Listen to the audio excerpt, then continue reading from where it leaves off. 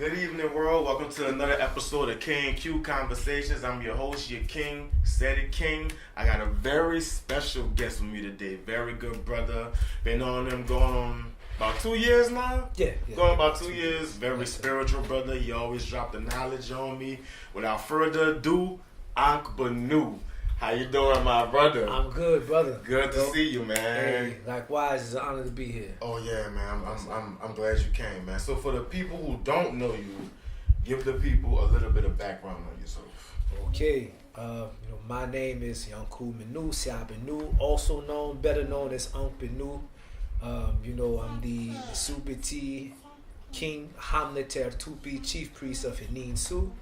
And I'm born and raised right here in New Orleans. Come on. And more than any of that, I'm the brother and friend to all African people. I live and work for my people, for our people. So, how did you get your name, Aankh Benu? Okay, so I'm a teacher and practitioner of Nile Valley culture and spiritual traditions, Kemetic spirituality. And in the tradition, we have a methodology that we employ through what's called divination, right? And that's our way of communicating with the spirit world, communicating with our ancestors, communicating with the divine forces of nature. Right. And, through that communication, we learn about ourselves, our purpose, why we're here on earth. And, in African culture and traditions, we receive a name and we're given a name, ideally at birth, and then when you go through different steps and phases in life, rites of passages, initiations, you may receive other names, but the purpose of the name is to assist you in achieving your destiny, fulfilling your purpose, because it's like the name is what you'll hear more than anything else ever in your life. Right. So, in these things, they when someone calls your name, they get your attention.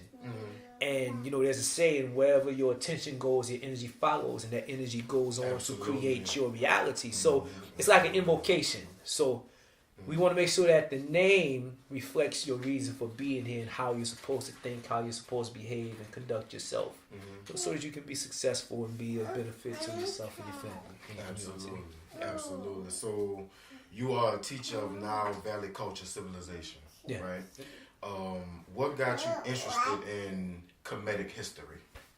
Okay, well, the history and the culture and spirituality in general, I put it like this. I'm a son, of a retired AME pastor. You know what I mean? So, I grew up like most of our folk, especially from the South, in the church. Yeah, in the church. I played music in the church, organ and all of that.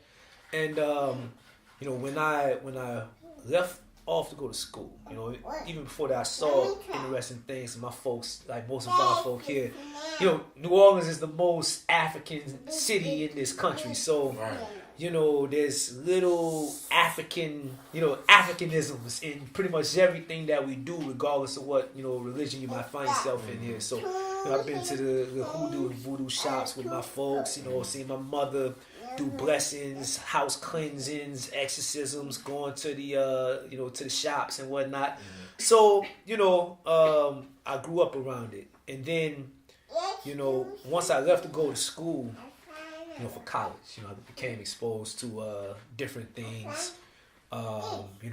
Met some brothers, from the good friend of mine, is a member of the Nation of Gods and Earths, or the 5%ers.